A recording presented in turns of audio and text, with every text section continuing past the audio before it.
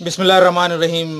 Dear student, अस्सलाम वालेकुम। Balochistan board के जमात हश्तम 8 जमात के उर्दू के निसाब के मुताबिक जो हमारा सबक है, और जैसे कि पिछली वीडियो में हमने इसकी अशार की तशरीह देखी थी, अहमद नदीम कासमी का लिखा हुआ एक बहुत ही खूबसूरत नगमा, खुदा करे कि मेरे अर्ज़ पाक पर उतरे वो फसल गुल जिसे अंदेशा ज़वाल ना हो। आज इसके मशकी सवालात देख लेते हैं। मशकी सवालात देखते हुए आपने जो जवाबात लिखे हैं उनको सामने रखिएगा, किताब सामने रखिएगा, आपको जवाब इसके मिल जाएंगे। इसमें सबसे पहला जो सवाल है कि नज़म खुदा करे के हवाले से दर्ज झेल सवालात के मुख्तसर जवाबात लिखे हैं। तो मुख्तसर जो इसमें सवालात हैं, अलिफ बे जिम दाल, ये 4 सवालात हैं। तो इसमें पहला सवाल है, शायर ने वतन अजीज़ के लिए कैसे फसल गुल की दुआ की? देखिए, फसल गुल का मतलब होता है बहार का मौसम। तो शायर ने ऐसी फसल गुल की, शायर अहमद नदीम कासमी ने ऐसी फसल गुल की दुआ की है जिसे ज़वाल का खौफ ना हो, जिसे ख़त्म होने का अंदेशा ख़तरा ना हो। दूसरा सवाल, शायर ने अपने हमवतनों के लिए क्या दुआ की है? शायर ने अपने हमवतनों के लिए दुआ की है कि वतन का कोई भी शख्स ऐसा ना हो जो गमज़दा हो, परेशानी में हो, अपनी ज़िंदगी को अपने लिए वबाल समझे, मुसीबत समझे और किसी मुश्किल का शिकार हो। ये सवाल का जो जवाब है ये आपके उस शेर से लिए गए कि खुदा करे कि मेरे एक भी हम वतन के लिए हयात जुर्म ना हो, ज़िंदगी वबाल ना हो। अच्छा, अगला सवाल है, हर शख्स को तहजीब फ़न का ओज कमाल से शायर की क्या मुराद है? मैंने तशरीह में भी आपको बताया था कि हर एक शख्स को तहजीब फ़न का ओज कमाल से मुराद ये है कि शायर ये कि अहमद नदीम कासमी ये कहना चाहते हैं कि उसके वतन यानी वतन अज़ीज़ पाकिस्तान का हर शहरी अखलाक, किरदार, तालीम, गुफ्तार, हर चीज़ में सबसे अव्वल नंबर पर हो, अपने फ़न की बुलंदियों पर हो। नज़म का मरकज़ी ख्याल देखें। देखिए, मरकज़ी ख्याल ये होता है जिसमें पूरे सबक के ख़ास जो उसका पैगाम होता है, अहम पैगाम, उसको चंद सत्रों में बयान किया जाता है। यानी इस पूरी नज़म का मरकज़ी ख्याल क्या है? इसका तो मरकज़ी ख्याल अगर आप देखें एक लफ्ज़ में बयान किया जाए तो जज्बा हुब्बुल वतनी, वतन के लिए दिल से निकली हुई दुआ। तो इसमें मरकज़ी ख्याल ये है कि शायर ने अहमद नदीम कासमी ने दुआ की है कि उसका वतन हमेशा कायम व दायम रहे, यहाँ पे हमेशा बहार का दौर दौरा हो, यहाँ का हर हम वतन खुशहाल, परेशानी से दूर हो, तफक्कुरात से दूर हो और खुश हो और अपने फ़न में माहिर हो और अपने जो भी उसका हुनर है उसमें सबसे बेहतर हो दुनिया में। सवाल नंबर 2 है, दुरुस्त जवाब पर दुरुस्त का सही का निशान लगाएं। इसमें भी 4 हिस्से हैं इसके। पहला है कि खुदा करे कि मेरे वतन पर ऐसी बहार आए जिसे ख़तरा ना हो ज़वाल का। यहाँ जो फूल खिले वो खिला रहे सदियों। सदी कहते हैं 100 साल को, सदियों यानी कई 100 साल तक। अगला सवाल है, यहाँ जो सब्ज़ उगे वो हमेशा रहे सब्ज़, सब्ज़ रहे हमेशा, यानी हमेशा यहाँ पर बहार रहे।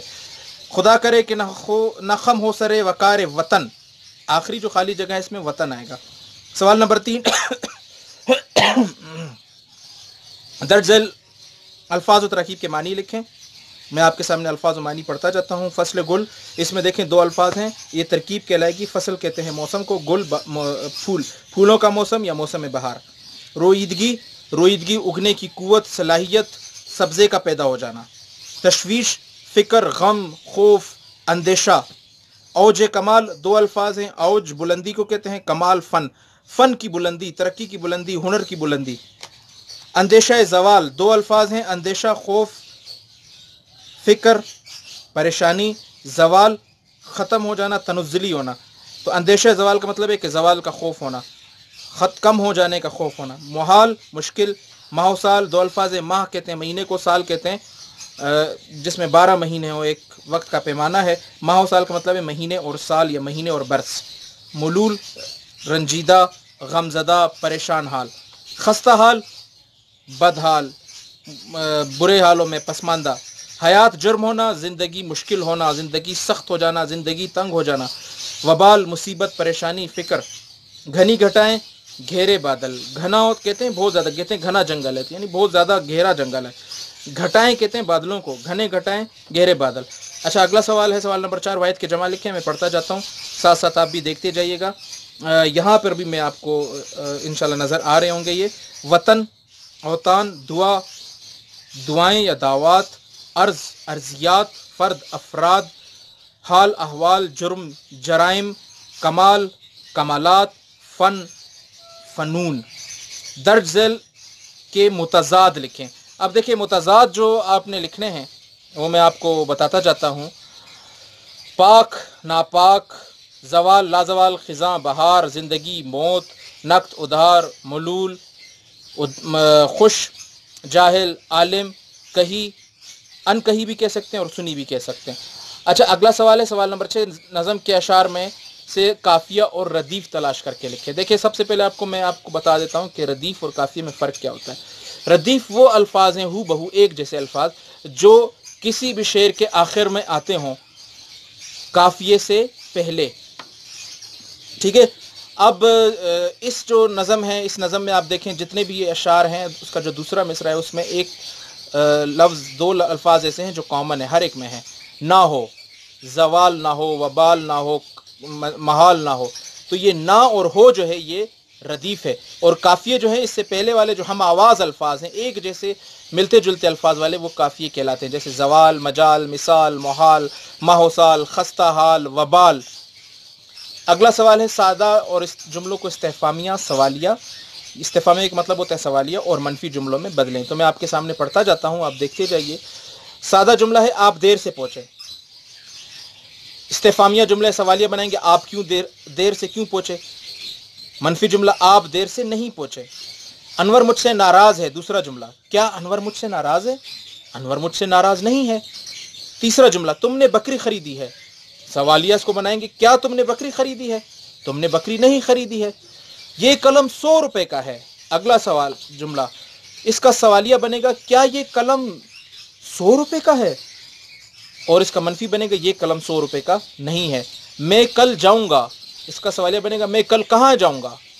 میں کل کہاں جاؤں گا سوالیہ، اور اس کا منفی بنے گا میں کل نہیں جاؤں گا. اس میں ایک چیز کو ضرور یاد رکھیے گا کہ جب بھی آپ سوالیہ جملہ بنائیں، جس کو آپ سوالیہ جب بھی آپ جملہ بناتے ہیں، استفہامیہ بھی جس کو کہتے ہیں، تو اس کے آخر میں کوسچن مارک ضرور بنے گا، جس کو اردو میں سوالیہ نشان کہتے ہیں. اب اگلا جو سوال ہے درج المحاورات اور ضرب الامثال کو کے معنی لکھیں اور اس کے ساتھ ساتھ ان کو جملوں میں استعمال کریں.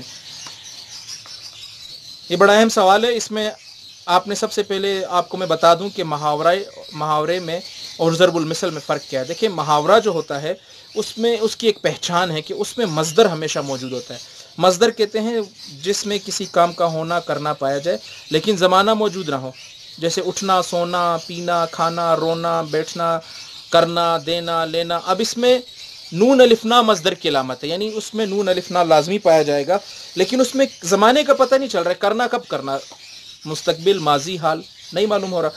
اس لیے اس میں جتنے بھی ہیں میں آپ کو ساتھ ساتھ اس کا بتاتا جاؤں گا کہ یہ ضرب المثل ہے یا محاورہ ہے. اور ضرب المثل جو ہے اس کو کہتے ہیں جو لوگوں میں رفتہ رفتہ کسی کہانی کی وجہ سے، کسی واقعے کی وجہ سے کوئی مشہور ہو جائے، اس میں مصدر موجود نہیں ہوتا. لیکن جب ان دونوں سے جملے آپ بنائیں گے تو آپ دیکھیں گے کہ جو ہم جملہ ضرب المثل سے بناتے ہیں، ضرب المثل کو ہم تبدیل نہیں کر سکتے، وہ اسی شکل میں رہے گا جملے میں حصہ اس کا. لیکن جب ہم محاورے سے جملہ بنائیں گے تو محاورے کا مصدر جو ہے، آخری جو حصہ ہے نون الف نا، اس کو تبدیل کیا جا سکتا ہے زمانے کے مطابق. تو اس میں پہلا ہے آسمان سے گرا کھجور میں اٹکا.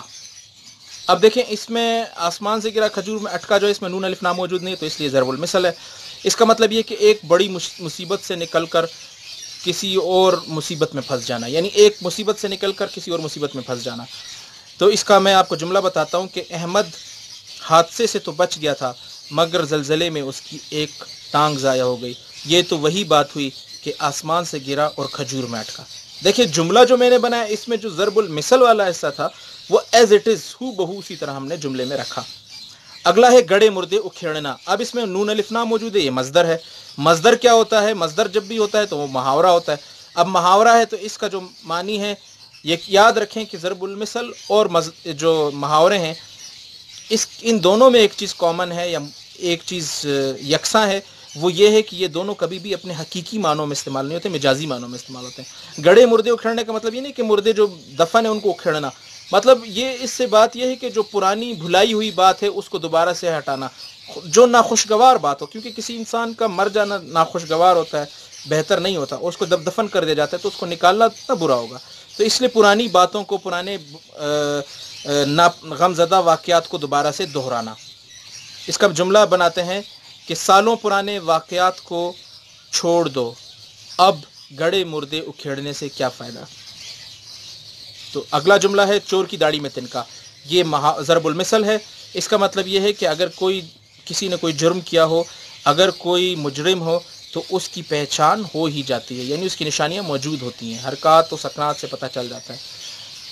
इसका जुमला देखिएगा, पुलिस को एक शख्स पर शक हुआ जो बात में मुकम्मल तौर पर दुरुस्त साबित हुआ, सच कहते हैं चोर की दाढ़ी में तिनका।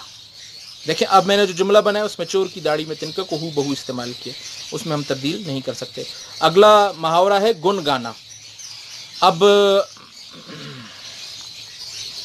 जो मुहावरा है गुन गाना, इसमें आप देखें, इसमें लिखा हुआ है कि इसका मतलब होता है तारीफ़ करना, किसी की बहुत ज़्यादा खुशामद की वजह से भी हो सकता है, किसी का बहुत ज़्यादा उसकी सिफत करना।